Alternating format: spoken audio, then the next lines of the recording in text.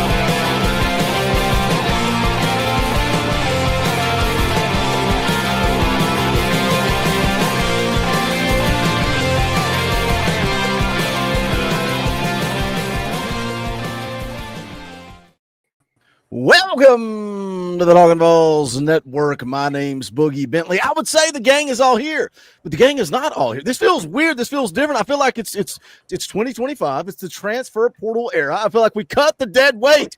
We cut the dead weight and we sent a packet and we brought in the elite. Everybody wants the big sexy name in the portal, and that's what we got. Dauber's in the house. The X Factor is here, and Scoops is the newest addition to the Wednesday night show. We got you covered every Wednesday night, 7 p.m. Eastern time, right here on the Talkin VAWLS Network. We are 3 days away, boys, from kicking off year 5 of the Josh Heupel era. Dauber, it's been a minute. Are you full of piss and vinegar? Are you ready to go? How you feeling? Brother? I mean, is he Coach Jay? Oh, wow. How is I he? think he's muted. That's, I mean, you know what? We got a merch. Yeah, I think we got some merch. I mean, do we have to make one? I mean, it's going to be it. Great show. We love you guys. We'll see you guys Friday morning. How did we not know Dauber was muted? Did he not say anything in the back room before we went live? No, I didn't. Back out. God bless America. What is this, your first show? Back out of StreamYard. Come back in. Oh, man.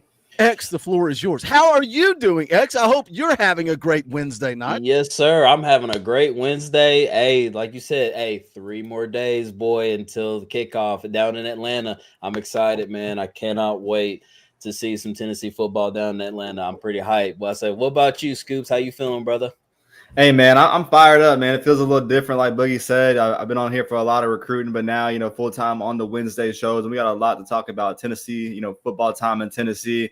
I don't know about y'all, but I woke up earlier this morning for work, and I felt that little breeze in the air. It felt like football time, and it's starting to feel like that time, man. So we're almost there, counting down the days, and we got a good first test in the Aflac kickoff game on Saturday. Mm-hmm. See, we got a good first test for the first full-time Wednesday crew. Dauber, how are you feeling, brother? Oh my gosh, is this really how we're starting the first Wednesday show? I don't even know what to say. I mean, I should shut the stream down. We got to figure out how to do YouTube. I feel like a first timer. We got 155 people watching live right now, watching Dauber struggle with his microphone. Can he figure it out, or will he not? I'm going to catch up with the chat while Dauber catches up with his tech support team. Look, I'm my own marketing team. I'm my own PR team. I'm human resources, but I am not tech support. So Dauber will have to figure that out on his own. Let's catch up with you guys. Brian Turner drops a 5 spot, says Dorfy can't wait for the season to start. I hope we prove a lot of people wrong and this team shocks the world. GBO, shout out, Brian. Appreciate you, brother. Tyler Harrison for 5 says, Dorfy, I'll be going back and forth from this and Vol Call on the radio later. It's Coach Hype talking, which means Tennessee football is here. GBO, I thought they canceled Vol Calls. I think I think he's going to. Mike Keith does a show where it's with Coach Heupel, but I don't think they take calls from the fans. Okay. See, I thought they just completely shut it down. I didn't know that was what was going on. Wade Rouse has been a member for 45 months. Shout out, Wade, says, my main man, Dauber, is back. Yeah, he's here. He's with us in spirit. But Dauber. Can you hear me now? Oh, my gosh. Oh, it feels like Vols JP. Feels like Vols JP is in the house. Can you hear me now? We got you loud and clear. Todd Landers for 2 says, can't stay. Granddaughter time, GBO 3 days. Shout out, Todd, for being a loyal fan. He pops in, says, Boogie, here's $2. I'm not listening. I'm out. But I appreciate the $2 super chat. Ian Pickett for 5 says 3 days till game day, also putting wings in the smoker. And also Tennessee makes a statement and wins 40-13. GBO, we're going to get into our Syracuse predictions here in just a little bit later on the back half of the show. Somebody asked me the other day, said, Boogie, what's your score prediction? I said, you got to tune in Wednesday night, bro. I'm not giving it away for free. Retro, the safe driving Georgia fan, is here. He drops a $2 super chat, and he says, how many tips you think Kirby gave Fran this week? Well, I did see this, Retro. I don't know if you've seen this, but I did see something out there about Georgia. Take a listen. I don't believe there are good people that pull for Georgia. I think they're all terrible, ugly, disgusting human beings. I think it's just that, no, there are no good Georgia fans, Eric. There are none. There are none. Wade Rouse for 5 says, my main man, Dauber, is back. That can only mean one thing. It's football season. Can't wait, boys. It's about time to prove everyone wrong. Can't wait, boys. Shout out, Wade. We appreciate you, brother. Wade, Scoops, you don't know this. You're new to the show. Wade actually has the Talkin VAWLS Network logo tattooed on his body. Shots. That is how dialed in he is. Shout out Caleb Smalling becoming a member of the channel. If you're not a member of the channel, you can fix that. Hit the join button right down there below. Right beside subscribe, it says join. Click that. It's $1. You can come on Sunday nights. It's a fan call-in show. It's members only. It's behind a paywall. Nobody can see it. So it's a train wreck. It's a car crash, but it's a lot of fun. Looking forward to the first one with football to talk about this upcoming Sunday. But let's get into it. Let's talk a little bit about this. Probably won't spend too much time, but I want to put a little twist on this. Josh Heupel's contract extension, not a big deal. Just got extended 1 year, runs through January of 2030. No raise involved, still making $9 million a year. This is what VolQuest put out. Says the buyout. This is talking about contract details. The buyout of Heupel by the university, and if Heupel were to leave on his own, has also been amended. If Heupel were terminated before December 15, 2025, the university would owe him the full amount of the remaining contract. That drops 75% after December 15, 2025. And before December 15, 2027, says if he was to leave before December 15, 2025, he would owe the university $8 million. The buyout number drops $2 million over the following 2 years. But he gets an extension. It's 1 year. Dauber, any thoughts on that? Like somebody texts me and goes, I don't understand the extension. I'm like, bro, he's averaging 10 wins a season. Keep extending that contract and keep him around. Yeah, I mean, that's just kind of standard. You want to lock a coach up that is being successful, give them that extension. And listen, we all know Danny and Coach Heupel. They've got a good relationship with their past and all that. So I mean, it's kind of status quo. I mean, I don't really think there's anything to read into that. It's kind of a common courtesy that coaches are shown when they have some success. So let's put a different spin on it, because when I saw this and I had the conversation via text message, let's talk about Josh Heupel and what he means to this program since taking over. We've been through the dark ages, right? I mean, you got to go back to Heupel. You got to go back to Phil Fulmer to find success. This was what UT Sports put out when they announced the contract extension. It says his revival of the Volunteers has seen him produce a 37-15 record, 11 victories over top 25 teams, the school's first college football playoff and New Year's Six appearance, and multiple double-digit win seasons. The 11 ranked wins are sixth nationally among FBS head coaches during that span, and already fifth in UT history. Fifth, and Josh Heupel's been here for 4 seasons. Says his 7-1-2 winning percentage is the second highest by a Vol coach in the last 5 decades. For those that don't know math, that's 50 years. The second highest winning percentage in 50 years. His 37 wins are third most through the first 4 full seasons by a UT coach, trailing only Bill Battle and Phil Fulmer. I think he's in good company there. Heupel took over a program that was 3-7 prior to his arrival and rebuilt its culture during a period of NCAA sanctions. Scoop, speak to that, man. Like, and you're young. X is young. You're younger than X. Talk about you as a Tennessee fan, what you grew up with, what Josh Heupel means to you. No, yeah, for sure, man. Like how the season ended, obviously was sore. The off season was, very dramatic. But let's not forget what Josh Heupel has done here. Like you said, leading Tennessee to the college football playoffs, 30 wins over the last 3 years.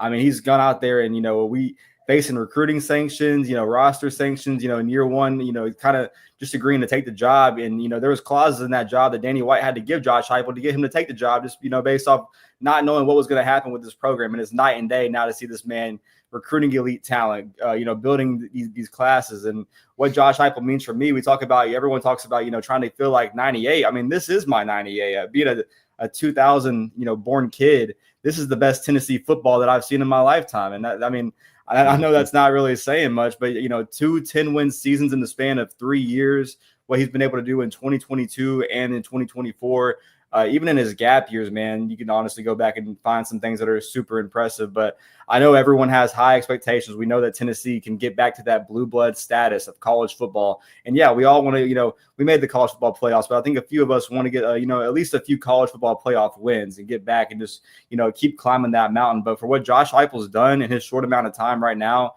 I think this contract extension was just necessary. I mean, a few people I talked to were kind of surprised that Heupel, didn't have any, money incentive increase. I know there's some incentives, with, flying and maybe he gets his way with some recruiting things, but to at least extend the contract, this is very Danny White-esque. I think he extended his contract before the 2022 season, and then after how good it was, he did give him an incentive base. And I think Josh Heupel has a lot of incentives in his contract, but this guy's earned it, man. A lot of people, there's been a lot of, headlines from the Joey Klatz and everyone before game week this week. Josh Heupel has made magic in his time in Knoxville, and, we're only going up right now. Right. And and too, like I said, just listen, guys, this is our football coach. Like, like Boogie, you said, like the dark days that we had, listen, like the Jeremy Pruitt years, so the Butch Jones years, like those were dark times, man. But Josh Heupel right here, man, he is our football coach for sure. We actually have a legit football coach that is not even just a football coach, but a true leader like in the locker rooms. And he set an example for, like when you look at the Boo Carter situation, he was like, hey, he left it up for the team decision to be like, hey, we know Boo's a part of this team. He's family. And he left it up for the team to make that decision what he should do. And, that's just what a leader does, a great leadership. And then also set an example too. Like, yes, we know what happened with the whole Nico situation as well. But that's another example that Josh Heupel put his foot down and says, look, like, we love you, Nico. We want you to be here, but you asking for this money raise and everything, like it's just not going to happen. So, and that's another reason we got to look at Josh Heupel is that he's just a great leader, great coach. Like I said, averaging over, 10 wins a season. And it's just, man, we just got us a really great football coach. And I love me some Josh Heupel, man. I really do. So I'm glad that he got his contract extended out. I'm not. Look, everybody's entitled to their opinion. Vols for life. Vols fan for life. He's in the Patreon dynasty. He's always hanging around. He's here all the time. Everybody's entitled to their opinion, but he's like it sounded like reading a couple of comments that he's not sold on Josh Heupel. And I feel like we're at this, not a crossroads, but we're in one of the most difficult places to be. College football playoff, averaging 10 wins a year the last 3 years, but you're trying to take that next step. Like Scoop said, we don't want to just get there. We want to win a couple of games. We want to take that next step. We want to become elite. And that's the hardest place to be because, man, you don't fire your coach when he's right here. You don't fire your coach when he's averaging 10 wins a season. You don't fire your coach unless you're Ohio State fans. He's climbing up the rankings, right?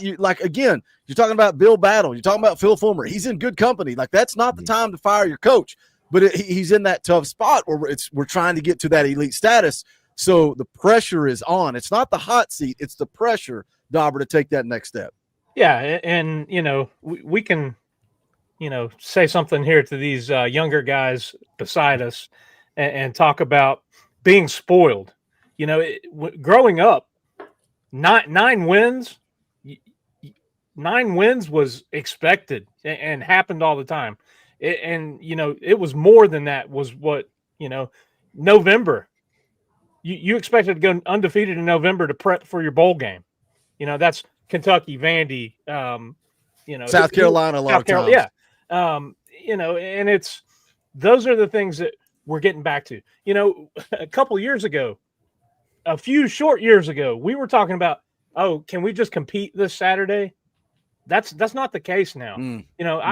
I wake up on a Saturday morning and I think, we've got a shot against anybody. And I think a lot of people weren't sold on Josh Heupel when his name came out. He wasn't the sexy name. He wasn't the big name that people wanted to bring in. But, man, he's been the right guy for the job. He has turned this program around. Everybody wanted to say, it's gimmicky. The offense, everybody will catch up to the offense. But I think he gets the right people in there. I mean, you even look back to last year, despite the misses on offense, people were still running wide open. The scheme still works. The execution wasn't there. And I tell you, not to get too far ahead of myself, but I'm pretty excited about this team. If the offense can find some consistency, I think this defense is going to be pretty dang good. Mm-hmm. Yeah, I think the defense could possibly even be better than they were a year ago, and that's why when you start looking at the schedule and look, history speaks for itself, man. Josh Heupel's ran for over 2,500 yards every season the last 4 years. Ran for almost 3,000 yards last year. Like they're going to run the football and they're going to play defense. What does Joey Aguilar look like? What does this wide receiver room look like? I think that's the big wild card. Let me catch this massive super chat from Lance dropping a Honda. We'll play the clip. Money isn't everything. It's the only thing. And everyone has a price for the $1 Million Man. Shout out, Lance, man. $100 is not cheap. That is very generous. We appreciate it. Keep doing what y'all are doing. Talkin VAWLS is one of the very few YouTube pages I follow. Shout out, Lance. We appreciate that. That is very generous. We don't expect you to come in here and drop a hundo. If you want to, it's greatly appreciated. But you can also help us out by hitting the thumbs up right down there below the video. We got 270 people watching live. I think we need more. We're 3 days away from we need at least 400 people in here, maybe 500. If you all will hit the thumbs up, share out the link, get us to 500 people watching live.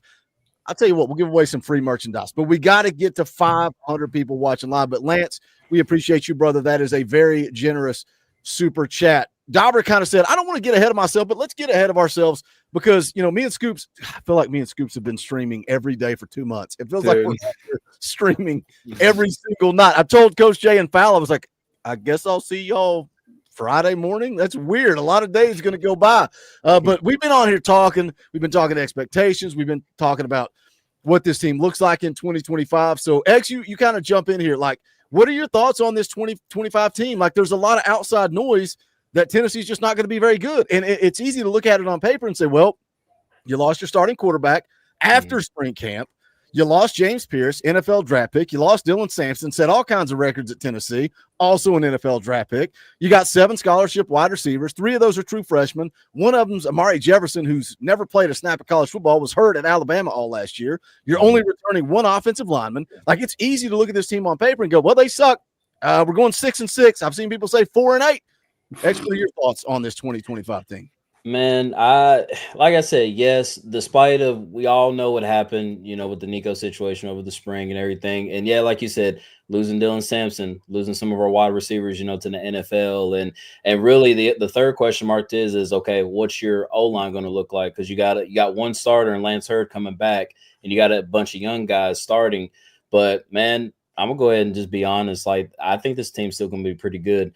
I mean, because of the fact that, like Joey A is the big question. And really, like you said, Book, it's easy to look on paper and be like, oh yeah, just Tennessee sucks. It's only just because they're saying that Joey played, at App State, transfers over to us, and they're just kind of looking at that and be like, I don't know if I could really trust a quarterback that played over in App State coming over to the SEC conference. We'll see what he's about. But and just looking at just some of like his highlights and even just listening to some of his press conferences, man, like the kid is, listen, I'm behind the kid 100,000%. He's a well-spoken kid.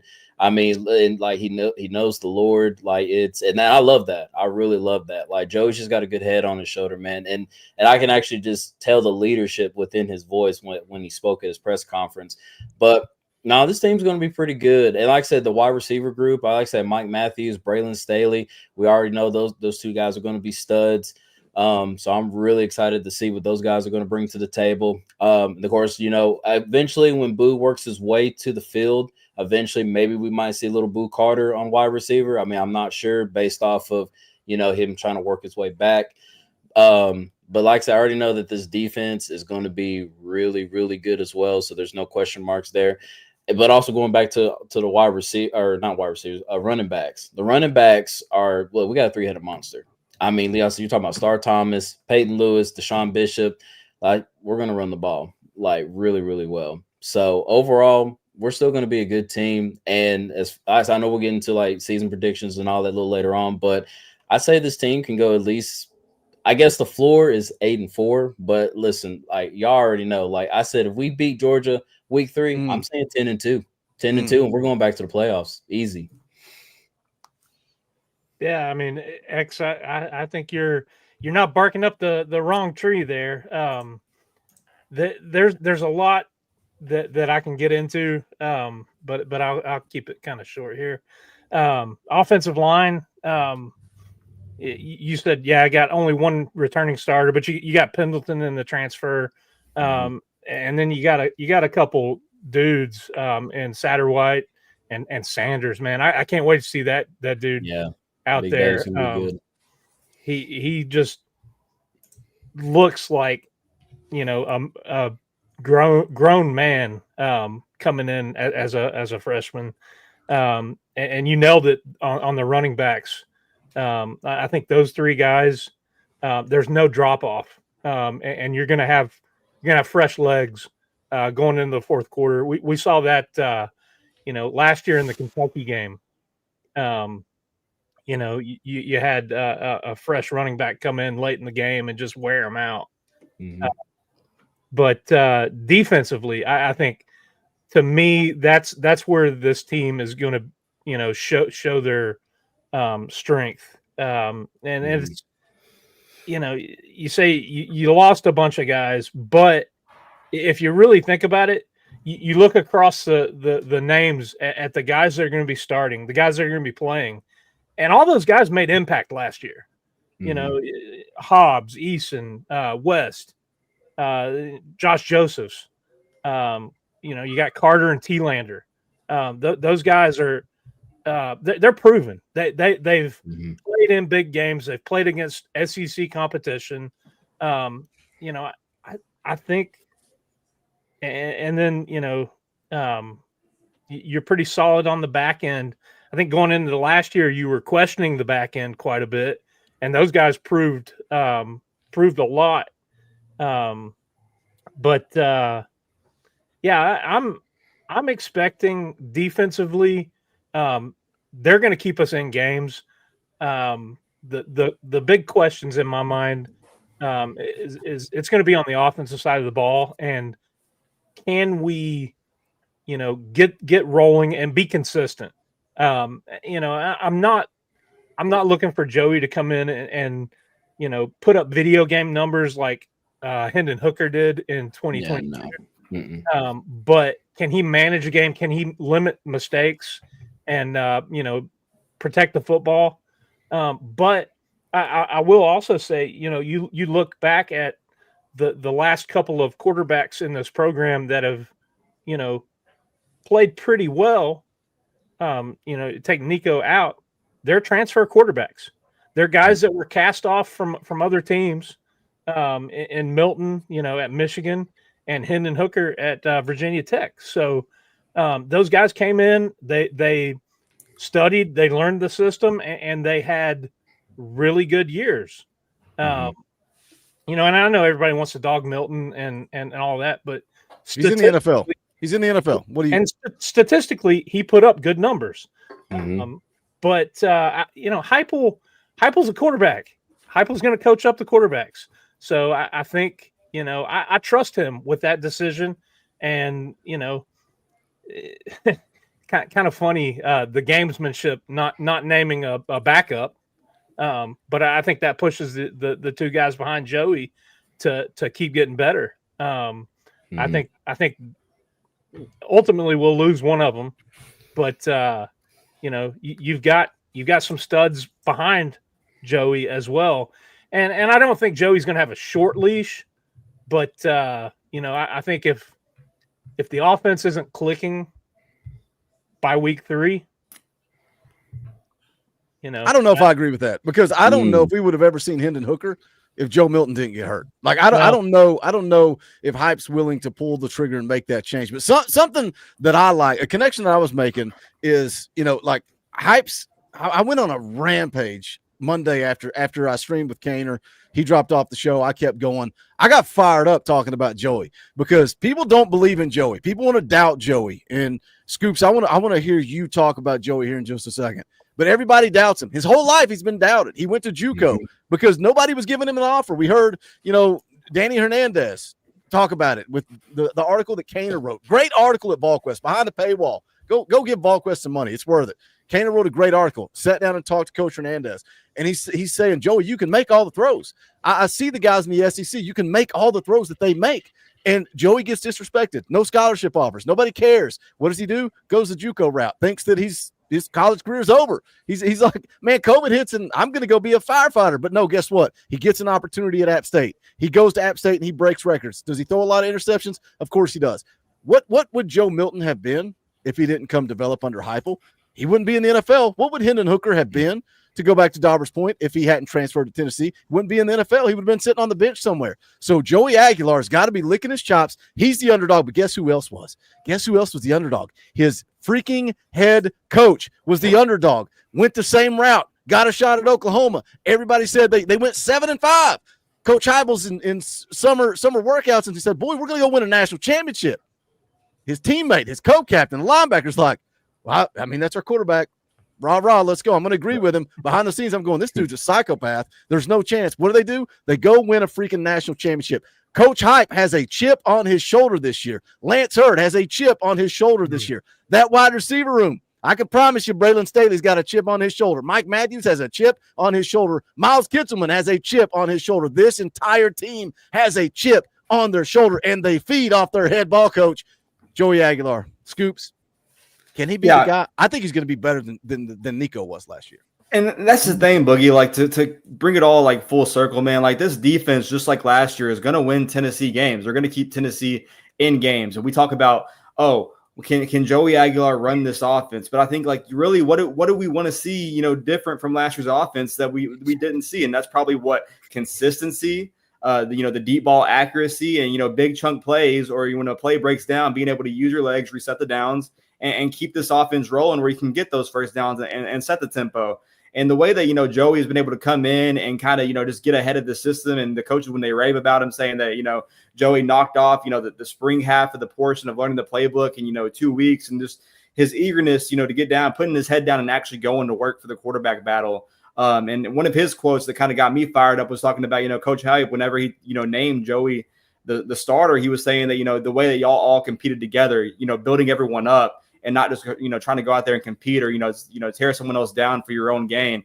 I mean, that's the sign of leadership, Boogie, X and Dauber. That's the sign, to be a team leader. And, Kitzelman talked about it last year, man. Whenever things were going wrong or a turnover, they looked on the sideline, they were, looking for a leader. And, your quarterback wasn't there, So, already, we'll see it this Saturday, the command he actually has and how, holding guys' heads high and accountability. But, I mean, already then, man, to go out there and, put your head down and go out there and earn it and prove that, you're just not here because something went wrong in this new day and age of college football. That gets me fired up, man, because this guy was well on his way to being a firefighter, taking the train to get to his JUCO school, going 100 miles per day, and he was still putting in the effort, man. And everyone wants to talk about his turnover problem at App State. I mean, last year, man, he lost a lot of talent. The COVID year, the hurricane out there in North Carolina, there was a lot of stuff that he didn't get to do correctly. So when you're trying to be a Superman playing from behind, those stats are going to be skewed, not in your favor. Trying to play and get your team back in. So I'm, we'll see how much he knows the system this Saturday. I don't expect, him to come out there. I'm sure there's going to be some hiccups. I don't think the offensive line is going to be perfect, given that, we don't have a returning center. I think there's going to be it's going to be an ugly game this Saturday, man. But with this defense, not really taking a step back and just having so much depth, I think Joey can go out there and do the things that we missed last year, man. Hit the chunk plays, reset the downs. And if you go out there and make those explosive plays, man, we saw when lining these guys up, getting back to the line, going tempo, getting these defensive, off script, you can take advantage, man. So I think this guy has all the tools to do the right things. But he has to lace it up, go out there this Saturday and prove it, man. But I'm fired up, man. I showed you before the show. I got my Joey Aguilar jersey, man. Look at this, man. Go ahead, show off the jersey. Return. We you got to knock a guy. You can't knock a guy that wants to be here, man. A guy that wants to go out there and prove it, man. So we'll see this Saturday, but I'm fired up for it, man. He can make the throws, like you said. I think he can truly go out there and compete and win this team games. But we're going to see he has a good test against a team that won 10 games last year, but lost a lot of returning players. So I want to address this real quick. Haystack, Tennessee says, saying he'll be better than Nico ain't saying much. That's the whole point, brother. Yeah, that's exactly the whole point. This defense is not going to skip a beat. This running the football, that's this football team's identity. I just said it at the top of the show. We ran for over 2,500 yards for 4 straight seasons, almost 3,000 last year. It's the first time in school history this team's ever ran for 2,500 yards plus 4 straight years. First time in school history. We can run the football. We can play defense. If Joey Aguilar is better than Nico, if he can perform better than Nico, then guess what? We're going to win some ball games. We're going to be back in the college football playoff, and we're going to have an opportunity to win some of those games like Scoops was talking about. What about, here's the thing I like about Joey. Yes, does he turn the football over? Yes, Scoops addressed that. They were playing from behind all the time. There was no talent around him. It was all Joey. He's not afraid to let it rip, man. He's not afraid to let it rip. And if he's going to let it rip, I think that's something that Nico was a little hesitant to do. If I was going to criticize Hendo Cinco, and how dare I? He should have been in New York with a Heisman Trophy presentation. I'm not saying he should have won it. Man, Joey ain't scared to let it rip. Joey is not scared to let it rip. And Dauber, you said it a second ago. You said we had that's why I get so pissed when people want to go, oh, it's Alex Golesh. She's gone. Our offense sucks. We had guys wide open. The offense still works. Can Joey connect? I think he can connect. He's pretty good at the deep ball, Dauber. Pretty good at the deep ball. Let me throw this question out there to you guys and to the chat. Would you rather have a guy that has the mentality that Joey Aguilar has, that's going to let it rip and is going to do what he can to try to make a play? Or are you wanting a guy that's going to run out of bounds in Fayetteville when the game's on the line? I would rather have – oh, go ahead, Scoops. I was going to say we found out, him running out of bounds in Fayetteville today. He was, using the bye week to go out there and watching the Rose Bowl. So that's one thing. But, I mean, when you look at Joey, man, I think that, playing in this new system, setting his feet, it's so much, playing, every down, the next down, going to the next down, playing to the full speed. Even if you make a mistake, going back to the next down. And I mean, we talk about, trying to limit Joey's mistakes. But I truly think that with his mechanics and his experience that he's going to be able to go, and maybe just maybe this system might make it more simple for him to be effective and use his tools to find his wide receivers. And, you know, this Saturday, I think is going to be the first like full game of reps, you know, that he's going to have all of his ones around him. So we'll see what happens. Right. Yeah. I got to keep it in the chat. A Fielding says, rather have Nico with another year. So would I. We don't have that option. We like I've said this. He wanted to go home. He wanted to go home. I said give that man $4 million. I think Nico would have taken a step this year, but guess what?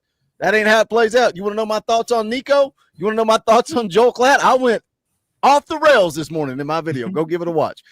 Some real inside information about that Nico deal. Go give it a watch. Sorry, X, I cut you off. No. You're good. Well, and it's funny because like me and Burns were talking about this. I said, shout out to you, Burns. Like he was saying, he was like, listen, he said, I know Nico was 5-star, talented, all that stuff, you know, coming into the program. But as we seen from last season, it's like he was just so hesitant to just let it fly. And I don't know if it was just pressure. I don't know if he was like trying not to make a mistake or anything, or try to, you know, keep his stats clean or anything. But with Joey, man, he has that mentality that he's like, listen, I'm going to come in here and I'm going to let it rip. And Mike Matthews, Braylon Staley, Chris Brazzell, go get it. You know what I'm saying? And I love that mentality. So I'd rather just have Joey A just not scared to just let it fly, you know, because with Nico, it was kind of like, okay, you know, you're the 5-star coming in. And when we think about that, we think he has, you know, it's the golden arm, right? But it's just if you can't be standing in the pocket for too long, you know, and I get it, you're trying to, you know, look through downfield and go through your progressions of trying to make the right decision. But, man, just let it fly, man. You know, like I said, look, we all know interceptions is going to happen. You know, like nobody's perfect. I mean, look, even the greats, you know, like Peyton and Tom, you know, like they've made mistakes. So, but no, I'm with Joey, man. Just let it fly. Have 3 of those wide receivers go down there and make a play. All right, I got to catch up with the chat. You guys being very generous with super chats. We love super chats around here. We love money. We love cash. That's the only reason we do this. I'm an App State fan. I'm an App State fan that fakes being a Tennessee fan so I can get rich. That's the only reason I do YouTube.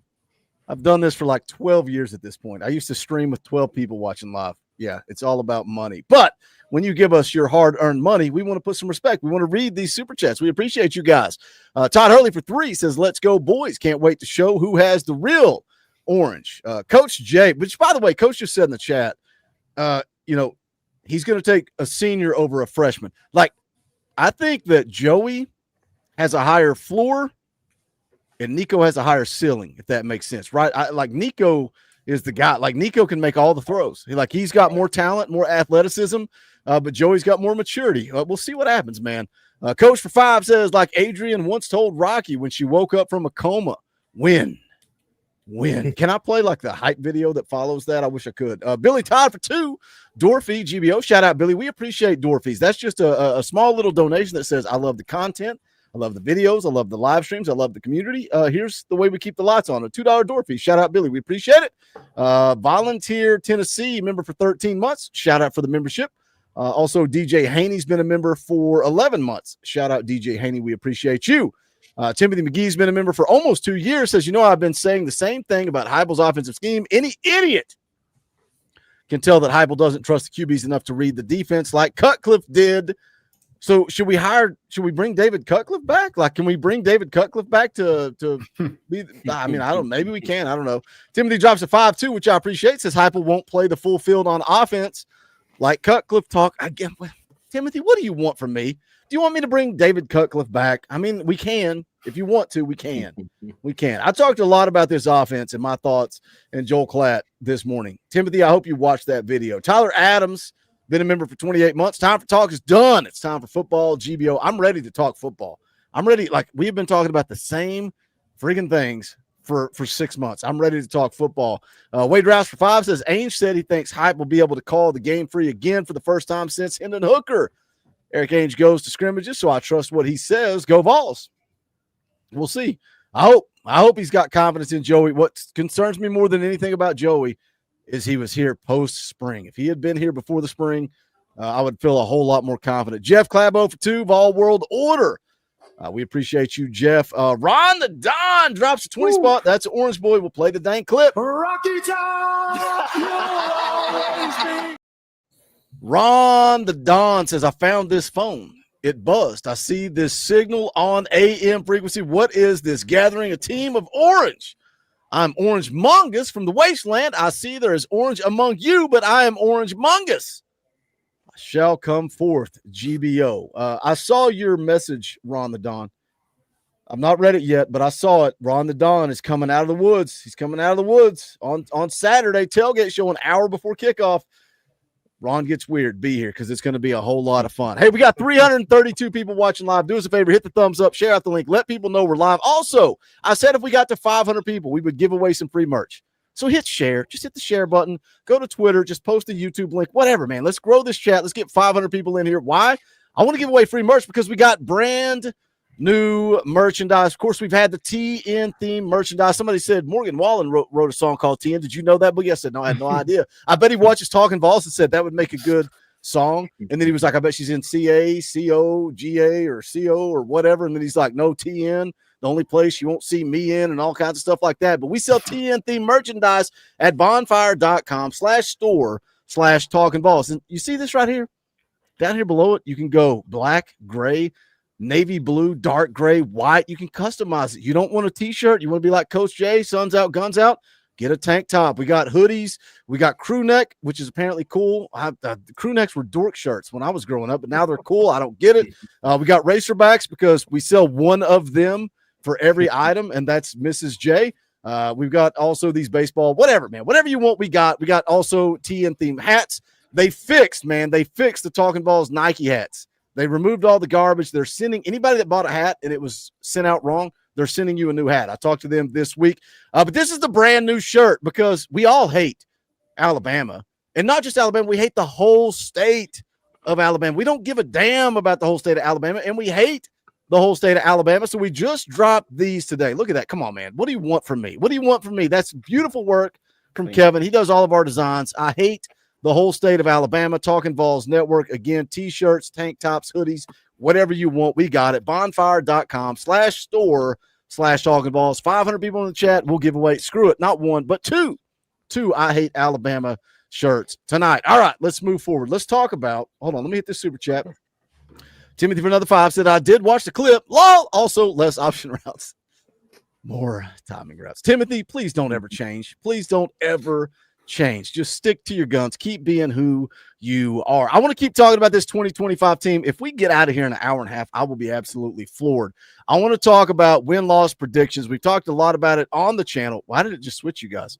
I don't know. But I want to listen to Josh Pate because he just put out his Tennessee prediction, the win-loss prediction for Tennessee. And I want all of us to chime in here, but we're gonna watch a couple of minutes here of this clip, and then we're gonna give our official final predictions for win-loss total for the 2025 season. But let's take a listen to what Josh Pate has to say about Tennessee. Tennessee's over-under win total at FanDuel is 8.5. Churn was going to be inevitable this year. They knew it last year. I've told this story a few times. I was up there for a game last year and was asking some personnel types about this year. They already knew they were going to have their challenges, offensive line being chief among them. But they do. You know, it's funny they talk about the offensive line because they were all veterans, right? Like that, like they had been here forever. Cooper Mays was the only center that ever played under Josh Heupel. Like you got to replace that. You got to fix that. But we also already talked about that, Dauber. You went and got Wendell Moore Jr. You went and got Sam Pendleton. Those you like. This is why I went ham on Joel Klatt this morning. It's like you've got 2 5-star offensive tackles. You added 2 guys in Sam Pendleton and Wendell Moore Jr. that have experience, and they also have football in front of them, and they also graded out really high in pass protection. So if Nico left because of the talent, that's crazy to me. And this offensive line narrative, what are your thoughts on that? Do you think this offensive line better, worse, equal to last year? I think it's trending up. I mean, you nailed it there with Pendleton and Wendell Moore. Guys that have played high level football, and then you've got a dude in David Sanders. And I think, you're talking about a guy coming in as a true freshman that his ceiling is so high. And I think Hurd is, I think you said it earlier, he's got a chip on his shoulder. I think, he saw and heard some of the things that were said about him last year, and I think the dude is going to be ready to play and has a point to prove. But it does leave you at center with the questions. But I think Satterwhite, I think he's going to come in and hold it down, and I think offensive line is going to be good. It's always going to be tough sledding in the SEC. That's where games are won and lost, and you're talking about facing guys that are it's their job application for $1 million Sundays that you're facing across you week in and week out, and then don't want to go too far ahead, but now you're talking about a ninth game in conference, so that it's going to make it even tougher. But I think you've got a good starting five, and you've got some guys behind them that I think can play too. But as long as they stay healthy, I think that's the big thing. We can't have guys go down early in the season, because I think that could be, a fly in the ointment for this team, especially when you're looking to get the offense clicking and rolling to begin this year, get that momentum going, get Joey going.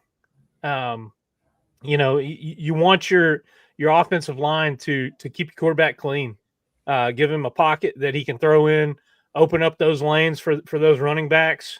But I think all in all, I think having those three guys at running back, that's going to make it easy for the offensive line, because those guys are going to get their yards. They're going to keep the second and third levels honest. You're not going to have guys I don't think you're going to be able to sit back and play coverage, because we're going to run the ball. You touched on it earlier, Boogie. Everybody thinks Heupel is spread it out, fire the ball over the field, but the dude wants to pound the football. Dude wants to run the football, and that's what this offense. That's how they find their success. Get ahead of the chains and then hit you with the tempo. And yeah, that does include spreading it out and throwing it some, but it also takes quick reads, good reads, and hitting wide open people. By the way, do you know Gregory C? Nobody in this chat. Know.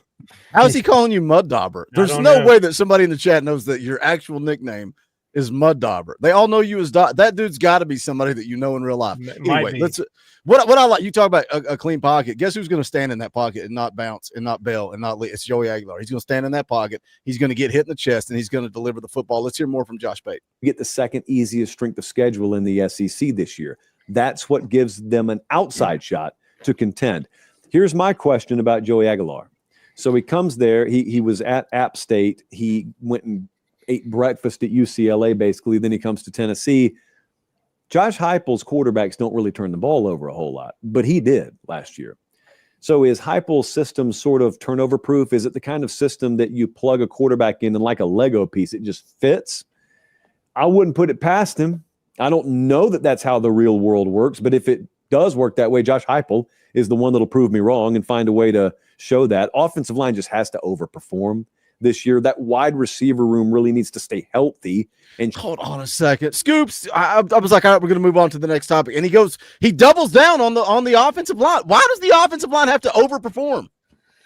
I don't know, man, because I mean, obviously there's high expectations for this offensive line because you did go heavy in the portal, but I mean, when it comes to depth, man, I think he's underestimating our twos and threes. You got Jesse Perry there, you got Bennett Warren.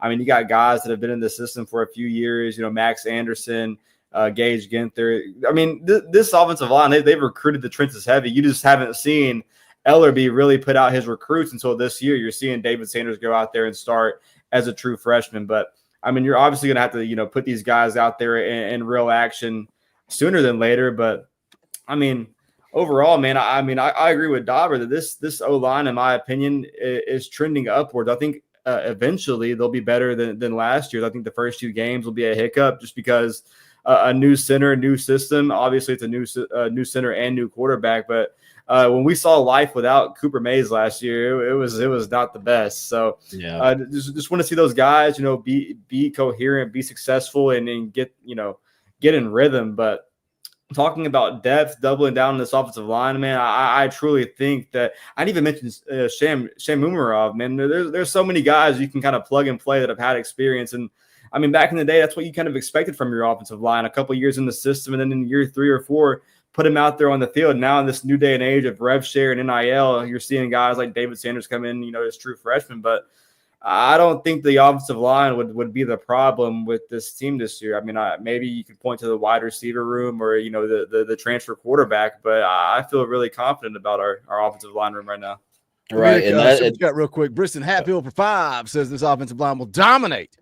I think any opinion. GBO, I think so too. I think they're better than they were a year ago. And yeah, we did struggle. We did struggle when Cooper Mays was out. But guess what? We got Sam Pendleton now. Sam Pendleton, like William Satterwhite, got beat out by Sam Pendleton. And I think some of that may be Jesse Perry. You're trying to get the best 5 on the field. Jesse Perry slides in there at guard. Sam moves over to center. Dude, I love Sam Pendleton. I like him and Wendell. I can't tell you how confident I was in adding those 2 guys. Getting Sam to come on the show and hearing his mindset, that old school approach. I love me some Sam. Listen to this clip, man. Listen to this clip from Sam Pendleton. I think one thing I will say is that I care about my guys. I have a real issue with people touching my quarterback, running back, stuff like that. Like if you're in the backfield, you're my family. Especially if you're on my line, you're even more my family. That's kind of my mindset when I walk on the field. That's kind of how I play the game. I'm blocking to protect the man beside me and the man behind me, not for personal growth. Because you keep everybody healthy, you win ball games. So I'm excited. I love me some Sam Pendleton.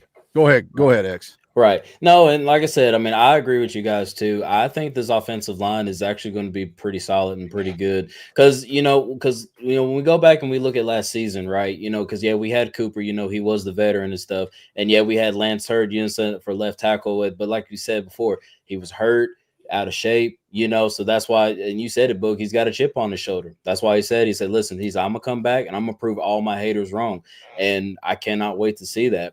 But when you go back and look at that offensive line on paper, it looks great on paper, but as we've seen those games from last season, it's like the offensive line was non-existent. We seen Nico, a couple of games scrambling, running for his life, definitely in the Ohio State game, trying to extend plays with his feet and stuff. So I mean, like I said, not to say that they were terrible or anything like that. It's just they had a very slow start in the beginning of the season. And then right towards the end is when they started to kind of get everything clicking and everything rolling. So, and then I think we even talked about it last season. We was like, look, when these guys go off, have these new guys come in, and also some addition to the portal and some recruits like Big Dave Sanders coming in. So, yeah, man, I think this offensive line is actually going to be pretty good. I mean, I can't wait to see it. But I said my concern is, like I said, just the wide receiver group, just your wide receiver group and the quarterback is kind of really we want to have your concerns as far as depth and everything.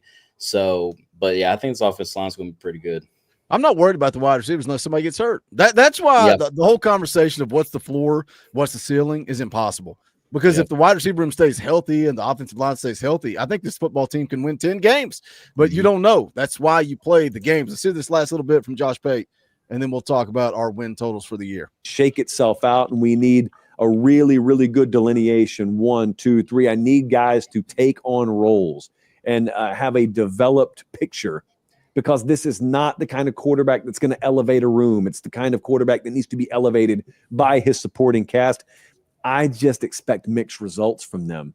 And I've got them going 8-4 this year. And I'm telling you, because of all the external drama around this team, this is me talking. This is not the way they should think. I think there's a world where they go 8-4 and they feel really good coming out of it, all things considered, about 2026. I don't agree. Feel really good about it. Go ahead, Scoops. I was going to say, I don't agree with that comment that Joey has to be elevated by his teammates, that he can't elevate this team as a quarterback for this team, just because, I mean, we talk about, what we missed last year that we want to see, fixed this year. I think it's just, accuracy, deep ball, and getting back to the offense we know and love. And we know that tempo is going to be hard with a new guy in the system, trying to, obviously simplify it down for him. But to talk about that Joey can't come out here and be beneficial for his running backs or his receivers just based off his arm and his talent alone. I disagree with that because we haven't seen that yet. Just to go out there and kind of say that he's not going to be an upgrade in the quarterback room because of his time at App State, where he lost his starters on the offensive line. He lost his wide receiver 1 to the draft. That's just crazy. And I mean, I'm a Josh Pate guy. You know, I love Josh Pate. I love his content. I'm a big Josh Pate guy. But to kind of go out there and not write Joey off, but kind of limit his expectations on Joey before he even played a snap in Tennessee Orange this Saturday, I don't know, man. I mean, I think Tennessee – that's the thing, man. This is preseason expectations, but to kind of write him off, I disagree with. But it takes, 2 weeks and a win or a competitive game, week 3 in Neyland Stadium against Georgia. And I think he's kind of transcending on that statement because you can't write off a guy like that has this much experience coming into a room that we haven't seen this experience since Joe Milton and Hendon Hooker, like X and Dauber said, man. You just can't do that. This guy has a veteran mindset. His system is new, but I think he has the tools and he's proven to the staff to go out there and play competent football. And I know that they started Joe Milton over Hendon Hooker, and everyone talks about that, but they know what they see and what they need to see in a quarterback, man. So with Josh Heupel being an offensive guru and Joey Halzle going into year 3 as OC, I think they know better and are going to, support this guy. To talk about he can't be beneficial to this wide receiver room full of freshmen and guys that, are kind of inexperienced in the starting role, that's just crazy to me. And I love that Joey came in, put his head down, and went to work. Like he didn't expect anything. Like he just immediately came in and went to work, and he built relationships, and he took advantage of his opportunity. Like I said, man. Like I went off Monday morning because I get fired up for Joey. You don't think Joey's going, how in the hell did I get here? I was a JUCO guy. I was going to go be a firefighter. I got an opportunity at App State. And then I love Josh Pate's comment. He had breakfast at UCLA, and then it's like, I'm at a college football playoff contender. I could have been at UCLA, but at the bottom of the barrel playing for a garbage football team, which is why I went ham this morning. Sorry, Coach. Don't get mad at me. Nico didn't transfer to be surrounded by talent. They don't have 5-star offensive tackles at UCLA. They don't have 5-star wide receivers at UCLA. They have any 5 stars at UCLA? I don't think they have any 5 stars. I don't think they have any talent at UCLA. Like that, you didn't transfer there for talent. Like I can't tell you enough. Go watch my video this morning. I was sweating when I got done because I was so pissed off at Joel Klatt. I was so fired up about Joel Klatt. What a clown. Can I say one thing real quick? I think the biggest thing about Saturday, after the snap Saturday, I know there'll be like a lot of hate watching, but I think after the first snap, noon Eastern against Syracuse, that we'll be focused on this team and not what happened in the offseason and not what's going to happen after this season. We're going to be focused on the 12 weeks of college football that comes and goes so quick, but I think we need to enjoy because it comes so quick and it goes even faster, man. We're almost there. We're a couple days away from Tennessee football, man. But I think after that first snap, we're going to be dialed in on Josh Heupel and the guys that are here wearing Tennessee orange and that want to be here. You know what? I think you're right. In week 2, when we play ETSU, and then when Georgia comes to town, it's going to be Nico. Like Nico went away. I said this morning, I don't want to make this video. I have to make this video. I owe it to you all to make this video. I owe it to you all to set the freaking record straight. I have never made a video that more people said, thank you for what you said and setting this clown straight. Thank you for setting this clown straight. So I agree with you. Until Georgia comes to town. Then we're going to talk about Nico. It's going to happen. Briston Hatfield for 5 says, we turn nobodies on the offensive line to studs, and our run game dominated. Look at us now, all blue chip. I don't think people want to talk about that. I don't think they want to talk about that. We were leaning on Jackson Lampley. We were leaning on Dane Davis, who was a walk-on. And Dane Davis was a great story. Yep. He was a great story. Like, I love his story. But that's the reality. Now we got 2 5-star offensive tackles. We got Sam Pendleton. We got Wendell Moore Jr., guys with experience. And somebody said, is Jesse Perry really that good? If you can't keep him off the field, I think he is. Let's see. We got Travis Melvin for 40. Holy smokes, 46 months. Sheesh. PBO ready to go to Atlanta Saturday. It's going to be awesome. It's almost 4 years. Enjoy it. And thank you, dude. 46 months of support. We appreciate you. You guys can do the same. Hit that join button. It's $1. That's all. Just $1. It's right down there beside subscribe. If you're on the inferior iPhone, you got to go to the description and find a link and click it. And I'm sure Apple's going to tell you that you got to do this and that. You got to have a specific charger and specific headphones and all this nonsense. You'll eventually be able to join the channel. The best thing to do would be to actually take your iPhone and flush it down the toilet and go get on a laptop or something. And then you can just hit the join button and become a member of the channel. Travis Melvin for 2 on top of it says GBO. Shout out Travis. We appreciate you, brother. All right, let's we're an hour into the show. I'm going to ask you guys in the chat right now. What do you want? Do you want us to watch Heupel's press conference and then make our predictions for Syracuse? Or do you want us just to go straight to Syracuse? You guys just tell me now. Tell me now what you want to do. I thought we were giving season predictions. Oh, yeah, well, I didn't even let you guys do that. I said, screw Dauber, screw X. We don't need to hear what they think. Yeah, I'm at 9-3. I think Scoops is 9-3. He's going to pick up his DoorDash right now. I hope he doesn't get a speeding ticket and get hit for a suspended license, like he's just vanished in a flash. Yeah, Dauber, give me your win-loss prediction. Give me a short little blurb and why you're at where you're at. So short little blurb doesn't mean 7 minutes. Like more like I got you. I'm right at 9-3 as well. I do think if we take that week 3 game in Knoxville against Georgia, I think you could hit 10-2. You could you could even get a little bit more than that. You get that momentum. You get this team rolling, and you pick up that W against Georgia. Man, I don't know. It's that week 3 game is big. Yes, it's big for this season. It's going to set the tone. I think this team can go down to Alabama and get a win on the road down there. It's something that's not happened in a long time. But I think momentum-wise, that is going to be a question coming out of week 3. But I think 9-3, I feel pretty solid about that. Just looking at the schedule, that's kind of where I stand.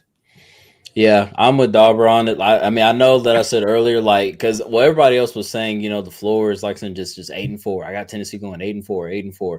Yeah, I'm at 9-3, like realistically, because the story has kind of set the narrative for itself. Nico going to UCLA, us losing Dylan Sampson, wide receivers, all that stuff. So it kind of, in a lot of ways, a lot of UT fans are saying like, well, this is kind of a setback here. You know what I'm saying? And it's kind of weird too, because Boogie, I should ask you guys this question. After the big 22 year, right? With Hendon Hooker and us winning 11 games and stuff, and yeah, we missed out our chances to go to the playoffs, but entered St. Joe's Milton, and we got Dylan Sampson, and that team, wasn't it that kind of a setback year too? And then now here we are with Joey and this team. That's the way it was laid up, because you isn't it kind of deja vu? You're like cruising through Joe because you think Nico's going to be him, and then Nico didn't play bad. Like Nico didn't lose games, Nico didn't win games. He was just there. But you hope that going into his 3rd season, 2nd year as a starter, that he's going to take a step, right? That's why. And now this kind of reset the whole process, because now it's like, all right, now we're going backwards a year. We're doing the same thing all over again. Right, yeah. It kind of felt like deja vu. But yeah. Meanwhile, we're winning 9, 10, 11 games. So sign me up for that crap. Sign me up for that every freaking day of the year. Right, exactly. But yeah, I got us going 9-3, like Dauber said too. That Georgia game's huge, man. That Georgia game is the tone set for this whole season. Like if you beat Georgia, and I've said it over and over and over again, yeah, you beat Georgia, you're going 10-2. Like, and just that beating Georgia, then having that confidence going down to Tuscaloosa, getting that win as well. Now, my concern is, and like y'all know, I cannot stand Florida fans. There are no good Florida fans. But going down to the Swamp, that one's a little tricky in my opinion. But it'll convince me if you get the win against Georgia, you go down and you beat Alabama and Tuscaloosa. then my opinion might start to change about going down to the Swamp, and possibly, like I said, 10-2, 11-1. I mean, we never know. Scoops, I don't even know if you've gone on record on this channel and given your prediction. I'm at 9-3 too, because that's the lazy, easy prediction, right? Because it's like even if you beat Georgia at home, do you slip up and lose to Kentucky on the road? Like you and the easy answer is you've never beat Georgia, period. You've not beat Alabama and Florida on the road. So there's your 9-3. But things can get weird, right? You beat Georgia at home because Josh Heupel's really good at home, and then you slip up and lose a road game to Mississippi State or Kentucky, and you still find your way to 9-3. Like, what's your official prediction? Like, does it change if you beat Georgia? Or you're like, nah, we're still 9-3. Yeah, man. I mean, I think that's the big game. Is everyone circling? Week 3 is that game when Georgia comes to town in Knoxville, and you're playing an inexperienced but kind of experienced quarterback in Gunnar Stockton. I mean, our quarterback last year didn't lose the game by himself, but I mean, he did run out of bounds. You're talking about Tennessee going 11-1, playing a home playoff game, maybe getting that first playoff win and going further in the college football playoffs. Just based off some things that could have changed alone. But when I come to this season, man, I really do think that the term house money is used so loosely, but I think that Tennessee really is playing with house money just based how this offense is kind of being put in the dirt, just based off the depth and the quarterback change in the offseason, man.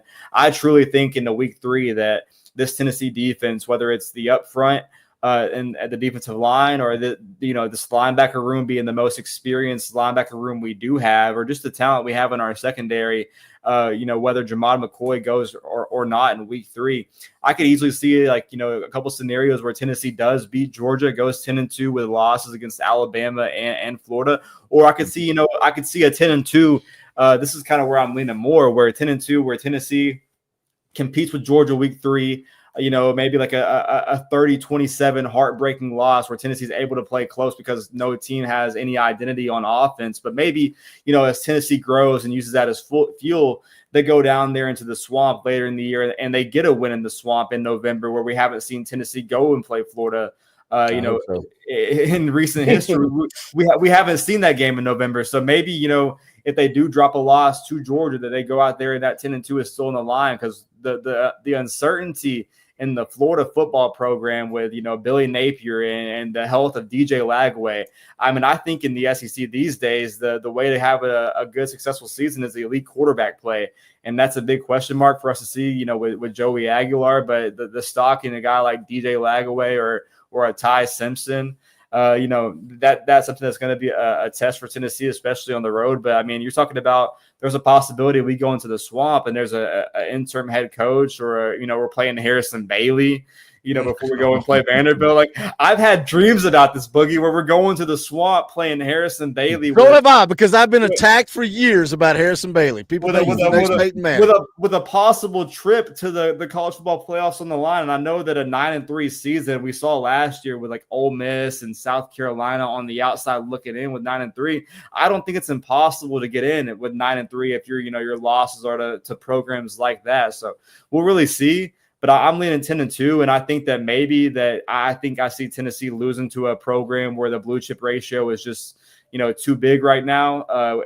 Georgia, and that Tennessee maybe grows as a team, uses that as fuel, and goes out there and gets a win on the road in Florida. So I think 10-2 is where I'm at right now, and a lot of people are in that 9-3, 8-4 range just to be safe, man. But when you're talking about house money, you're talking about betting, and you're talking about betting on your guys, man. I truly think that with this defense and the things that we can kind of clean up on offense from last year, that this team can go out there and shock the world. Well, and that's one thing I'll add on to what you were talking about there. Georgia's coming on the road to Knoxville with Gunnar Stockton. Right. Gunnar Stockton didn't look good, in the games that he played. So that's a question. But you did allude to, they've got some more horses in the stables, elsewhere on the field than Tennessee does. So does that talent gap, does that make the difference? I mean, it's going to be a tough road for him. I do like catching Florida in November at the end of the schedule, because is Sunbelt Billy going to be there? Is right. Lagway going to be healthy? Right. Those are big questions. And it's a gauntlet running through the SEC. It'll be something new and different catching Florida at the end of the year, and hopefully we are trending up and they are tanking and just dog water. Right. And also the question is too, and then like I said, we've seen it last season, the season before. But remember, Josh Heupel has lost one game on the road, and that can throw a wrench into your plans, into your prediction as well. Because like, but I don't know if you can pull up the schedule, but if you kind of look at the schedule, it's kind of like, okay, like which game could possibly Josh Heupel could he possibly lose to? Not saying that he will, but I mean, like everybody's been talking about that Mississippi State game. I mean, you could easily slip up there, or I mean, you could even lose to Oklahoma at home. I mean, because we all know that they want revenge against us, so you could drop that game as well. I'm pretty confident about Kentucky because we sell the merch around here. We are Kentucky's daddy. I'm not really too worried about them. But yeah, I mean, I guess the only road games you could kind of be concerned is like I said, just Florida and really just Mississippi State and of course Alabama. But so what do you guys think? Let me tell you something, X. When I've got an opinion, by the way, thanks for just knowing that I'm a professional, that I'm ready. Boogie, if you got the schedule, can you just throw it up there? Yeah, I can, X, and within 2 seconds, because I'm a true professional around here. When I have an opinion, when there is something that I think, I don't care what the chat says. I don't care what comments say. I don't care what Vol Twitter says. When I have an opinion, I ride with it. Yeah, we sell a shirt that says Kentucky's daddy because we are Kentucky's daddy. We own Kentucky. I don't like that game being after going on the road to play Alabama. I don't like it. That game scares me way more than Mississippi State. Yes, we're Kentucky's daddy. That game scares me more than Mississippi State because of the placement. We're not going to lose to Oklahoma at home. Why? Because Josh Heupel's lost one game in 3 years at home. That's why I keep playing this. What if? What if we beat Georgia at home? Because Josh Heupel's lost one game, and I get it. It was to Georgia, but also, Scoops brought up the quarterback situation. Georgia has quarterback questions.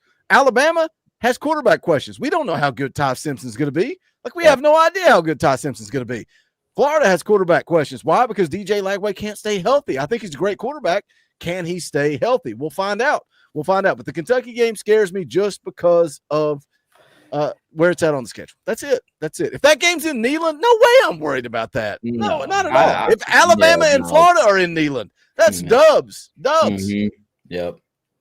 It's just I think with them naming Zach Calzada there, and you talk about Josh Heupel on the road, if that's the narrative you're going at, you always slip one game on the road. No Barry and Brown, no threat at wide receiver. Dane Key and Barry and Brown transferred out. I mean, the whole fan base up there in Lexington kind of out the door on Mark Stoops. I think that we're going to be seeing the Mark Stoops finale in Lexington. I think they're about to run him out just like they did John Calipari, honestly. And to make it full circle, circling back to the Oklahoma game, I think that's going to be a game where Josh Heupel, he just, you talk about having one circled, we saw last year in Norman, this time around in Knoxville, and the last time that this fan base witnessed Oklahoma come to Knoxville in 2015. Oh, you bet your tail, man. They're going to be fired up 101, 915 strong. Oh, yeah. Josh Heupel got that game circled. I think low key for Josh Heupel, that's like a rival to him. Like, just because of the history, man. I think Oklahoma coming to us is a low key rival. Let me catch some super chats real quick. We're an hour and 15 minutes in. We're not going to watch Heupel's press conference. Somebody said it's a waste of time. He doesn't tell you anything. He never tells us anything, but I think it usually opens up good talking points. I like to have it in my back pocket unless we, in case we need to go. But these three guys never shut up. They never stop talking. So it's like we don't really need Heupel to lead the conversation. And that's a beautiful thing. Luke Thompson for 2 says, forgot my dang door fee. It's okay, Luke. About 300 people forgot their door fee. You can hit the super chat button. It's right down there in the chat. It's right there. If you want to comment in the chat, there's a $sign. You can hit that and say, I want to give them $2, $5, or you can be like Lance and be insane and say, I want to give them $100. We appreciate super chats. It's what keeps this show driving forward. Hey, it's Jay became a member of the channel. Joshua Kuhn became a member of the channel. We appreciate you guys. Memberships also keep the lights on. It's like saying, I like you guys. I like the content. I like the videos. I like the live streams. I'm willing to give you $1 a month. I'm willing to give you $3 a month. I'm willing to give you $5 a month, $10 a month, whatever you want to give. We appreciate it. And also you can be part of the fans The fan call and members only stream on Sunday. Old Smokey's been a member for 33 months. We appreciate you. David Hall for 5. I just have a feeling that Joey A will make some people eat crow. Once again, I love what you guys do. GBO, shout out, David. We appreciate you. I hope he does. I hope he does, man. I'm going to be watching with bells on. I cannot wait. We're trying to get Joey on the show. Speaking, hold on a second. I've not even plugged this. We're an hour and 15 minutes in. Do y'all even know who's coming on the show Friday morning? Friday morning, 10 a.m. Me, Coach Jay Falming. They're a bunch of clowns. You know who else we got? Brent freaking Hubbs of VolQuest.com. Going to be right here on the Talkin Vols Network Friday morning, 10 a.m. The day before kickoff eve, the day before kickoff. Brent Hubbs is going to be in the house. We're going to ask him all kinds of fun stuff, man. We're going to ask him about the how he started VolQuest. We're going to ask him for fun recruiting stories, but then we're also going to talk about this football team for 2025. I was watching Mike Keith and Brent Hubbs on YouTube the other day, and I was like, man, Hubbs is so good. Like, this is such good content. And I was like, I don't ever ask things of my friends. I pick up my phone. I texted Kaner. I said, get me Brent Hubbs. I need him now. And then I was texting Hubbs the next day. So Friday morning, 10 a.m., Brent Hubbs. Make sure you guys are here for that. I'll also be on Locked On Vols Friday morning. You can make that your first watch and then come hang out with us live at 10 a.m. Timothy McGee for 5. Is it Heupel losing the game or is it the players? The last time I saw the game, none of these coaches play these games. That's fair. That's fair, especially when you're not executing. You're not executing, but coaching does matter. Pit Boy became a member of the channel. Shout out, Pit Boy. We appreciate you. Gregory C says, here's my $2 door fee. Okay, I'm sorry, Boogie. Here's my $2. Shout out, Gregory C. Joshua Kuhn for 5 says, GBO, it's football time. Shout out, Joshua. We appreciate you. Wait, crap. Oh, I got it. Chase Tidwell, member for 35 months. I think last time it said 35 months. But anyways, go Vols. Shout out, Chase. We appreciate you. I got that from Joshua. I got that from wait, no. Pitboy. What? He just joined Living Hell. Pitboy for 2. My favorite sport YouTuber. Keep up the great work. Shout out, Pitboy. We appreciate you. Thank you for the $2. Kevin Smith has been a member for 30 months. Shout out, Kevin. We appreciate you as well. All right. Tennessee, Syracuse. Coming up Saturday, noon kick, Atlanta, Georgia, Mercedes-Benz Stadium. Let me reiterate. Sometimes I got to explain things to you guys. This is your time to shine. You got about Dauber, you've got 12 seconds. Everybody else, you got about a minute and a half. That means a minute and a half to Dauber, and this math will come together. About a minute and a half. Talk about Tennessee, talk about Syracuse, talk about the matchup, and then give me your official score prediction. That's what we want to do. ESPN FPI has Tennessee at 88.6% odds of winning this game. They're a 13.5-point favorite. The over-under is set at 54.5. So, should I put Scoops on blast? Let's put Scoops on blast first. Cool. It's his first I was ready for prediction. this. So let's talk about Go Tennessee, ahead. Syracuse. Give us your little blurb and give us your prediction. All right, yeah, this is I got Tennessee winning, spoiler alert. But we talk about the uncertainty of quarterback, the offensive concerns, man. I go back to what I said earlier, man. I think there will be some hiccups with the new offensive line. I think that this will be, an ugly game on both sides, maybe early in the game where there will be some sequences where it looks a little ugly or a little bit messy. But I go back to the experience from the Tennessee defense, man. You talk about a Dominic Bailey, a Bryson Easton. You got Joshua Joseph and Jordan Ross on the outside. Josh Heupel doesn't like to name a lot of people. He doesn't go out in there and give people their praise. He talks about a team environment. Well, he came back around. He was talking about, Jesse Perry, and he was talking about Jordan Ross. And I truly do think, man, that this defensive line, this defensive front, Rodney Garner, he's going to earn his paycheck in week 1.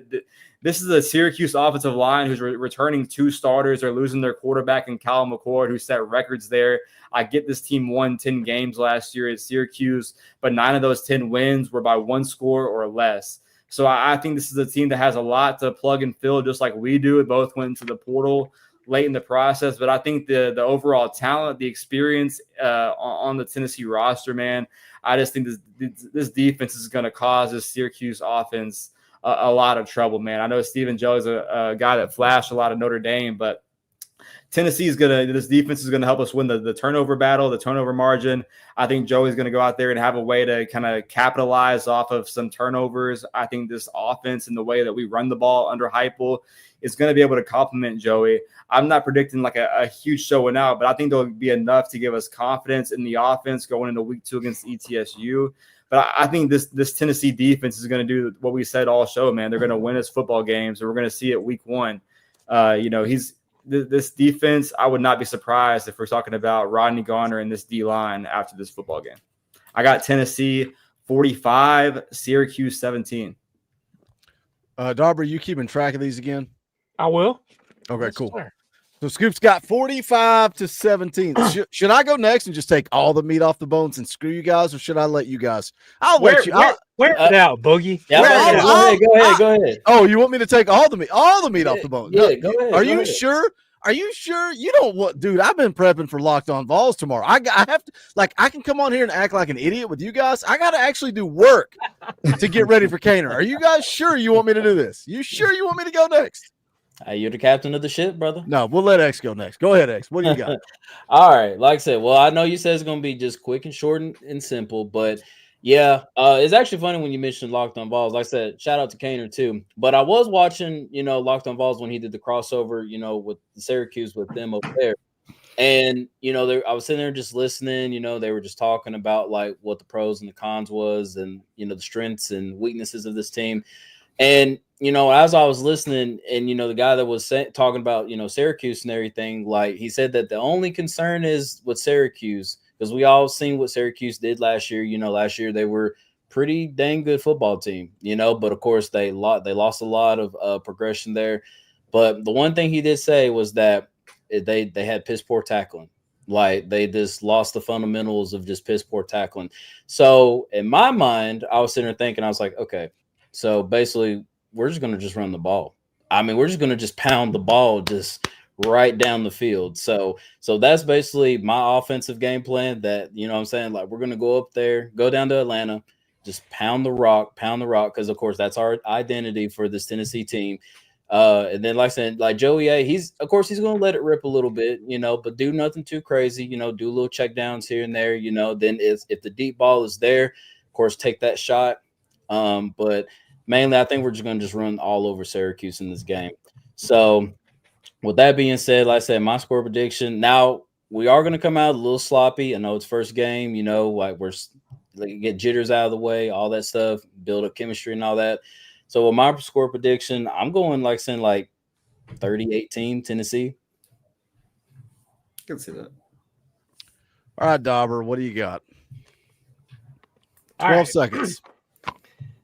I was going to go 34-17 Tennessee, but since I'm going to be there, that's worth another touchdown. Oh, so I've got 41-17 Tennessee. Hold on a second. Are you missing the first post-game show of the year? What are we doing? That. I know, but I don't remember. I don't remember anything around here. Nah. I mean, what are you doing on Saturday, bro? Next man up. I'll be there. Go ahead. You're going too, right, Scoops? I thought you were going. No, I'm not going to Atlanta. I'll be at every home game in Knoxville, but all right, we'll figure something out. We got to find a way to replace Dauber. Go ahead, Dauber. Give us your prediction. No, I think X hit it. I think this running game is going to they're going to get theirs.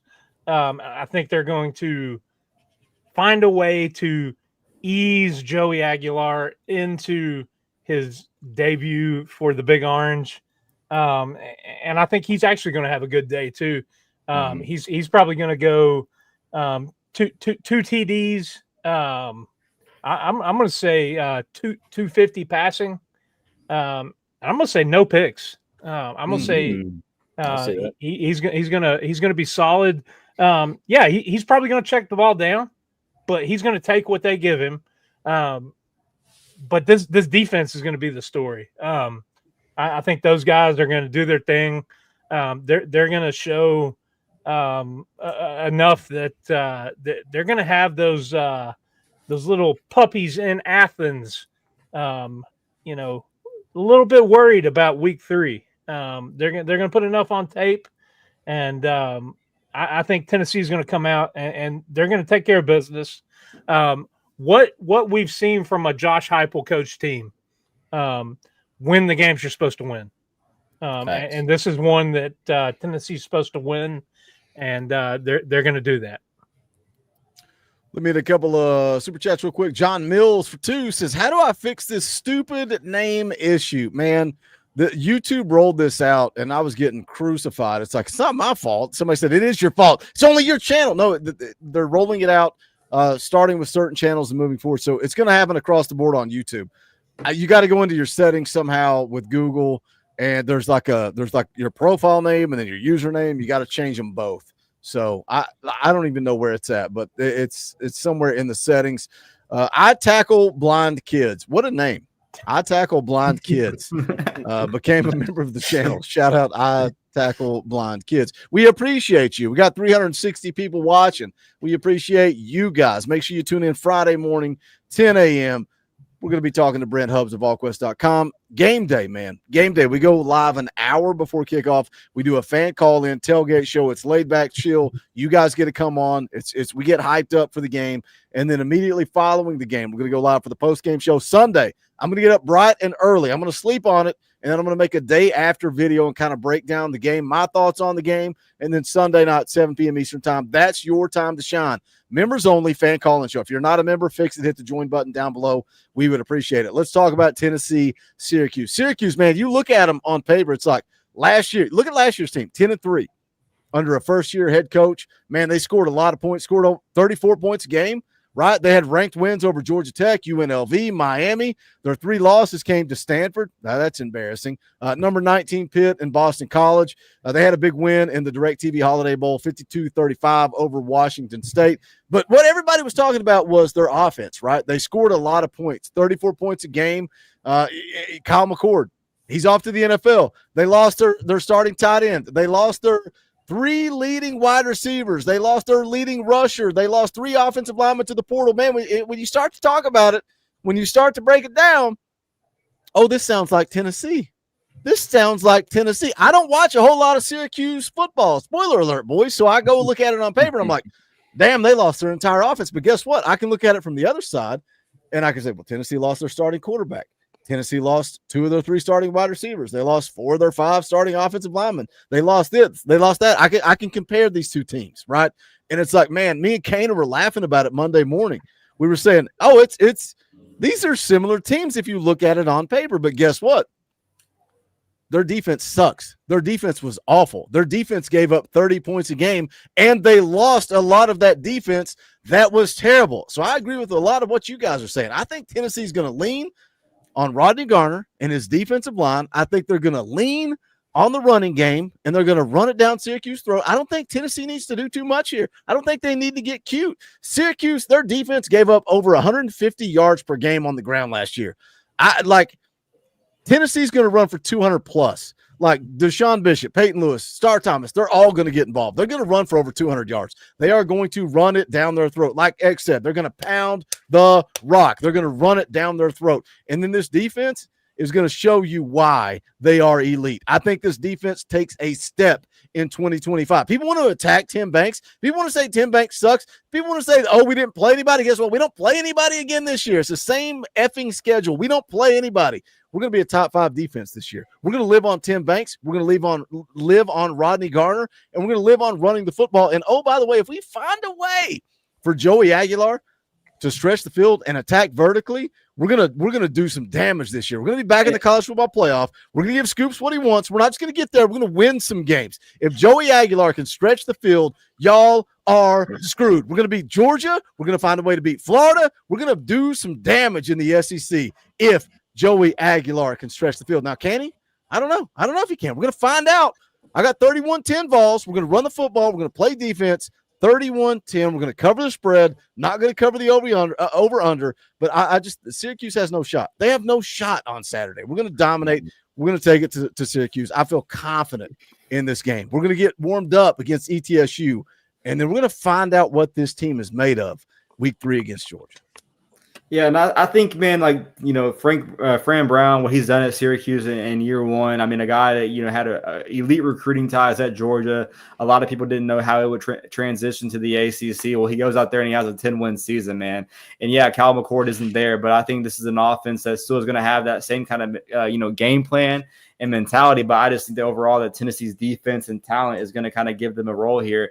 And I know that we're kind of leaning on the run game with a Josh Heupel identity, man. But you look at the defensive backs and the experience with, Syracuse, talking about them losing a lot of guys on offense. That DB room is super young. And I know our wide receiver depth isn't all there yet, man. But I would be surprised that if, Josh Heupel didn't try to take a chance to see what Joey Aguilar can do with the deep ball after a few, quick runs and a few huge chunk plays. But I truly do think that I've heard rumors, and I don't know how true it is. We'll find out Saturday that, a lot of these wide receivers in Syracuse's fall camp we're getting, past the DBs and going over top. So if we talk about the speed and the scheme of this Josh Heupel offense, man, once they get you in tempo and get a first down and they get you lined up, in the wrong gap, they're going deep on you, man. And we'll see if Joey can deliver on those big plays like we've been wanting to see all year long. But I think that we're going to go out there and see that experience, talent, and overall just, the way we've been able to recruit and kind of battle gives me confidence that Tennessee's going to roll in this one, man. I wouldn't be surprised, though, if you don't see a few deep balls from Joey A in his first game. One-word answer around the room. Actually, two-word. Who would you rather have, Steve Angeli or Joey Aguilar? Joey Aguilar. Dauber? Joey A. Let's roll. Let's go with Joey Aguilar. Swagular, Joey A. Let's go get it done. Big Trey, remember for 36 months, we are going to find out real quick that Joey is going to have a special year. I think. That's how I feel. I'm like, Joey's going to get it done. I think. Until that Georgia game when he throws a pick. We're going to find out. Hey, like I was listening to VolQuest while I was getting the show lined up, and it's like AP was like, just imagine, first play of the game, Joey Aguilar, deep ball, touchdown. Like this fan base is going to be like, fired up. He's Peyton Manning. He's Peyton Manning. Going to explode. First play of the game, throws a pick. Oh, no, we suck again. It's like we're going to overreact to everything. Hey, we appreciate you guys hanging out with us tonight. We still got 350 watching. We appreciate y'all. Hit the thumbs up on the way out the door. Tell somebody about Talkin VAWLS. It's for the fans, by the fans. We love you guys. We appreciate you guys. Like I said, Friday morning, Brett Hubbs is going to be in the house at 10 a.m. I got a big recruiting video coming in the morning, so come watch some recruiting talk early tomorrow morning, and maybe we'll get some recruiting talk on Friday. I don't know. We'll see what happens. Scoops, I heard that you lost your car keys. Did you ever find your keys? Did you find them? Dude, I got here at what, 5:55 Central Time. Like I couldn't find my keys. I've been searching all day. They said they're gonna give me a replacement. I should have it before the weekend, but I think come next week we'll have my keys and be 1-0. Oh, so they're gonna have your keys on Friday. So like you were worried because if you didn't get them by Friday, it could have been. I mean, I don't know. You could have gone to December before you could have got in. I think the ATL trip to go to see us beat Syracuse is back on because I didn't have my keys, but now I might have my keys. So if I have my keys, then I think I'm making the trip. I love it. Hopefully you will have your keys on Friday morning. Hey, what do you guys got going on? ATB podcast. We Talkin VAWLS stole you. We stole you, but you guys still got a little podcast you do. Where can they watch it? When can they watch it? You're changing your day. Yeah, we do a little podcast. I go 100% Talkin VAWLS because this fan base is undefeated, man. The support around this group and this network, absolutely phenomenal. I feel at home here, and we talked a lot of recruiting, but now we're diving into this football season. But yeah, you want to talk, you need a little bit more to your fix. You're addicted just like us, man. You can come find us at Vols_ATB on the Twitter or X, wherever you call it. We just do a little podcast and stuff there. But man, we're just talking all Tennessee football, Syracuse game week, and just kind of continuing to talk here. We do it Talkin VAWLS, man. But giving the gospel to the good people and just bleeding orange, doing what we do, man. It's football time in Tennessee, and it don't get better than this. That's weird because I was told I hate other people that create Tennessee content, but clearly I don't. Hey, I promise you, man, we're only going to get better as this season rolls on. This is the first time the four of us have ever been on a show together. We're going to continue to build chemistry.